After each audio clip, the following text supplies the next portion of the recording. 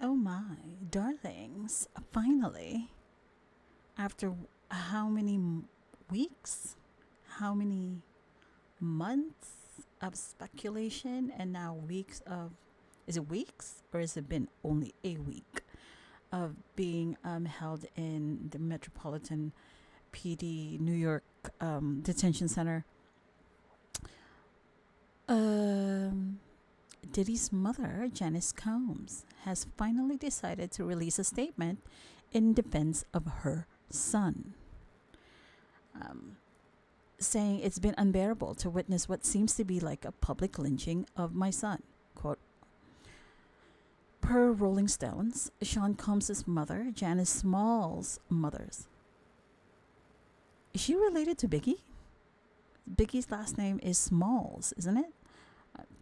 I just, yeah, I didn't know that her middle name, or, yeah, Smalls, Combs. Okay. Says she is, or rather, her maiden name is Smalls. She says that she's devastated by the narrative created out of lies about her son, likening the fervor surrounding the Bad Boy Entertainment founder to a, quote, public lynching, unquote. The 83-year-old matriarch released a statement in defense of Combs on Sunday night. This is her first public comment since Combs' barrage of civil lawsuits last fall, and culminating on his arrest on trafficking and racketeering charges in September. Mama Combs begged the world to, quote, not judge her son before hearing his side, and claimed prosecutors used Combs' settlement with his ex-girlfriend, Cassandra Cassie Ventura, quote, as an admission of guilt, unquote, to build a federal criminal case against him. She further adds, quote, my son is not the monster they have painted him to be, and he deserves the chance to tell his side, unquote. This is part of Janice's statement. She further adds, I can only pray that I am alive to see him speak his truth and be vindicated, unquote. So we already know that Diddy is being held without bail after he was arrested in New York City on September 16th. He is appealing the judge's decision, with the next court date set for this Thursday. While a trial is looming, he is also facing nearly a dozen civil lawsuits brought against him by several women and one man who claimed Combs had intimately assaulted them. The alleged encounters date back from 1990 to as recently as this summer. And last week, Houston attorney Tony Busby announced in a press conference that he was representing upwards of 120 accusers, both men and women, who say they have been intimately abused by Combs and his associates. Busby said 25 of the accusers were underage, were minors at the time of the alleged abuse, including a 9-year-old male who claims he was forced to perform on Combs after auditioning for the iconic record label. In her statement, Janice Combs broadly labeled these claims as, quote, lies that are, quote, motivated by those seeking a financial gain and not justice, unquote. And further that, quote, these individuals show how quickly my son's civil legal team settled his ex-girlfriend's lawsuit, so they believe they can receive a quick payday by falsely accusing my son, unquote.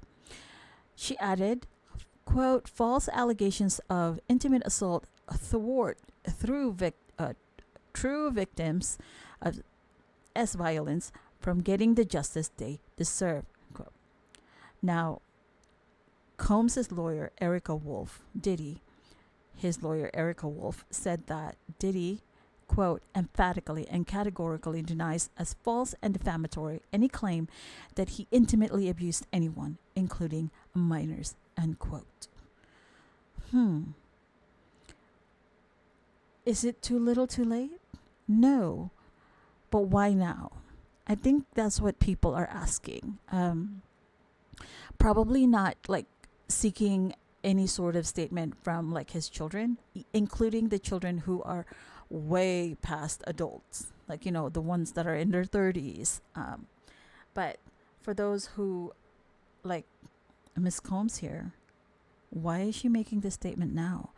Is it to maybe enhance the chances that Diddy may get a favorable outcome with his bail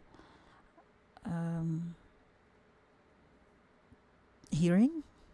Or I don't know. Uh,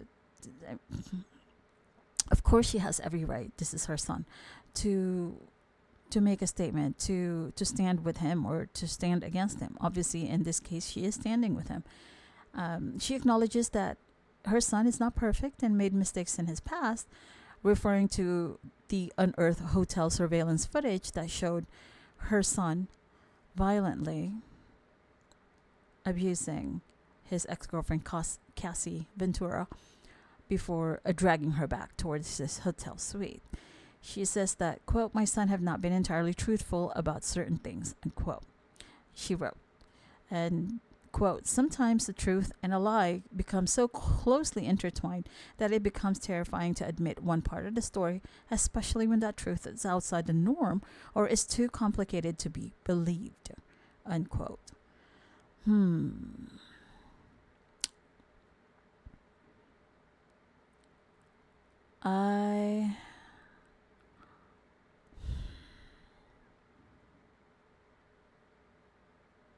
It must be difficult. It really must be for her.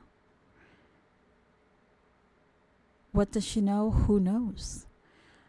But it must be difficult from just the mother's perspective to have to see your son on the world stage, to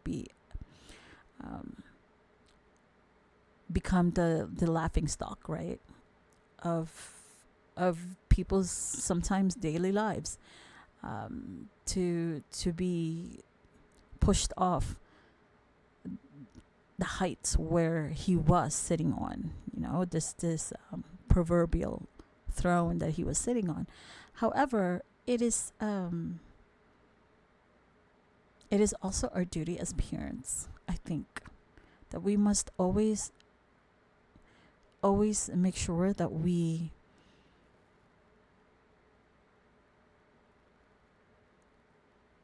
correct our children when they look like they're going astray. Or in this instance, it may have been difficult because he's the one who is financially supporting them all.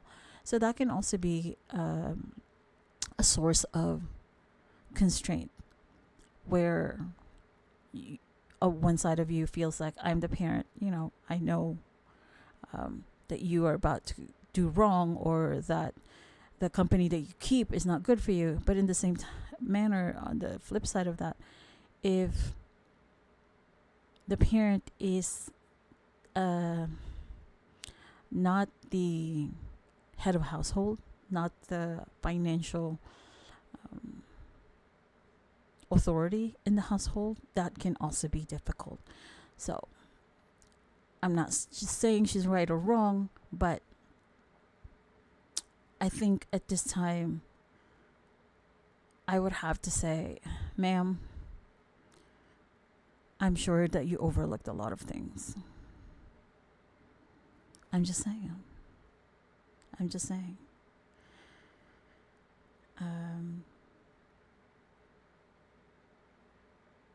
I will leave it at that. Anyway, darlings, I shall see you all, darling dears, on the next go around. Talk to you later. Bye for now. Bye.